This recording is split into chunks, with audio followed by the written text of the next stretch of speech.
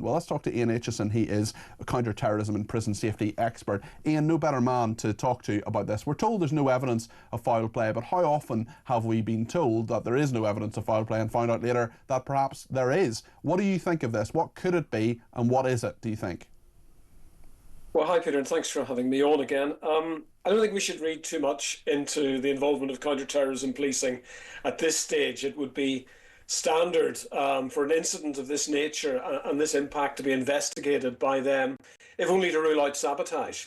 I mean, that's always a possibility, and we have to wait and see how things unfold. We've got hostile state actors coming out of our ears. We've got terrorists who normally try to murder people inside airports rather than knock out the electricity. And we've got environmental fanatics as well. So there are a lot of people potentially in the frame for such an attack, but I'm afraid I think it's much more likely to be an accident, which is equally as bad for our national resilience, really, because it just demonstrates and exposes our vulnerability when it comes to these single point of failure incidents that are able to basically shut down the UK's gateway to the world.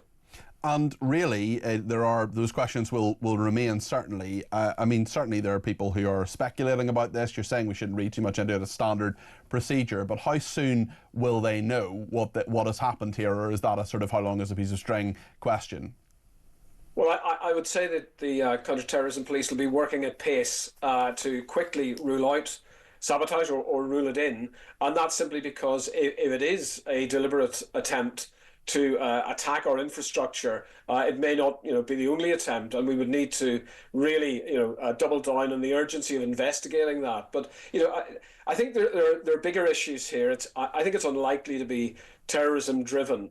And as I've said before, these are issues about the vulnerability of what we call our critical national infrastructure, and those are assets or processes like major transport nexuses that if they fell over could cause, and obviously have caused, in the case of Heathrow, big societal and that's a really good point, Ian. And the question is really, what does that say about our vulnerability when okay, it looks pretty big, but it is nonetheless a relatively small fire outside Heathrow. It will, it may have been, there may be no foul play whatsoever, but what does it say to Russia, to China, to other places that could sabotage us, to say, right, you can take out the world's busiest airport simply by setting fire to something which is perhaps quite vulnerable to that? And the resilience aspect is a big question here, isn't it?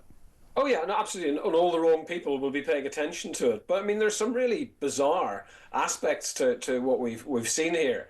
And I'm afraid to say there are features of what's happened, as have been reported, that are very familiar with a country that is, in many ways broken. And that is, for example, the fire service are saying there were 25,000 litres of flammable coolant in that substation. Now, you can get much less flammable coolant than the mineral oil that apparently is being used to do that, but it's much more expensive. So again, I think what this begs is that, the government, and the government as agencies, it's got a national protective security agency, which is supposed to be involved in supporting organisations like Heathrow to be resilient against this. We need really to have a bit of a wake-up call and an audit of our infrastructure like Heathrow, because we're also being told that the standby generators were in proximity to the substation that failed. I mean, that's bonkers. You would want something completely off-site. We're also being told that Heathrow had changed recently, or is in the process of changing, from diesel generators as backup generators to something powered by wood pellets, apparently in pursuit of net zero targets. And those sorts of generators aren't the same as the diesel generators you might have in a hospital that come on immediately. They have to be sort of fired up and so on. So they're plainly inadequate for the task here. And it does beg the question, who professionally within government is looking at all of these things and is gaming and producing the contingency plans? Because in this case, what is absolutely clear, given the amount of time and the catastrophic nature of the damage, has shown that we've got lots of holes in our defences. Ian, when you say who's looking at this in government, I really, really worry that the answer to that question is Ed Miliband. Ian, thank you for this. Ian Acheson there, counter-terrorism and prison safety expert.